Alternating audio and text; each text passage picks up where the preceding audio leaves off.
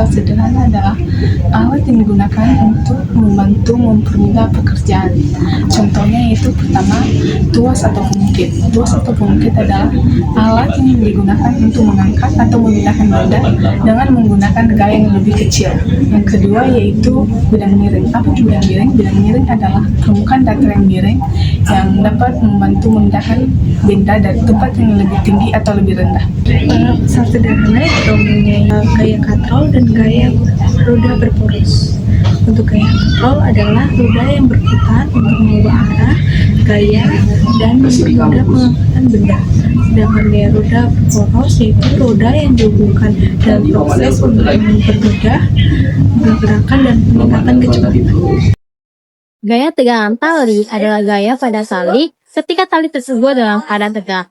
Arah gaya tegangan tali tergantung pada titik atau benda yang ditinjau. Gaya tegangan tali T yang bekerja pada benda M berarah ke atas. Dan sebaliknya, gaya tegangan tali T pada tempat dan digantung berarah ke bawah. Gaya tegangan tali sama T sama dengan T dan satu sama dengan T2. Nah, ketika benda yang diikat atau digantung oleh tarikan, arah gaya ini selalu sepanjang tali atau kabel dan menjauhi benda yang ditarik. Intinya, gaya tegangan itu muncul karena tarikan tidak bisa mendorong, hanya menarik, dan kemudian besarnya tergantung pada massa benda, gravitasi, dan percepatan benda tersebut. Maksudnya adalah kalau benda tetap diam, maka rumus dengan T sama dengan M kali G. Kalau benda naik atau tekanannya naik, maka T sama dengan M atau G tambah A. Kalau tekanannya turun, berarti T sama dengan M dalam kurung G kurang A. Gaya gesek merupakan gaya yang terjadi ketika dua permukaan benda saling bersentuhan atau bergeseran. Dan ini terjadi pada saat berlawanan arah. Nah, terdapat dua jenis daripada gaya gesek.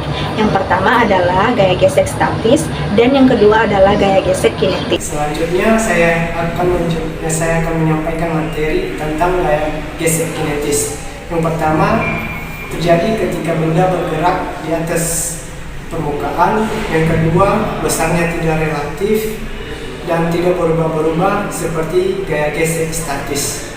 Dalam keperawatan sebenarnya merujuk pada konsep biolistrik dan biomagnetik tubuh. Biolistrik adalah energi listrik yang dihasilkan oleh sel-sel tubuh akibat perbedaan konsentrasi ion di dalam dan di luar membran sel sehingga terjadi potensi listrik.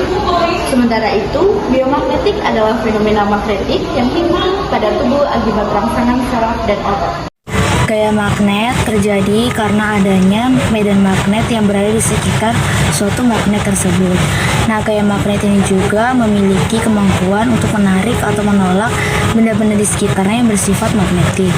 Nah, gaya magnet ini juga memiliki interaksi antara kutub magnet, yaitu kutub utara dan kutub selatan. Gaya pegas adalah gaya yang dihasilkan oleh benda yang elastis atau sebuah benda yang elastis seperti karet, per, dan juga pegas. Nah, itu akan terjadi ketika benda-benda tersebut diregangkan atau ditekan pada posisi keseimbangannya atau posisi normalnya.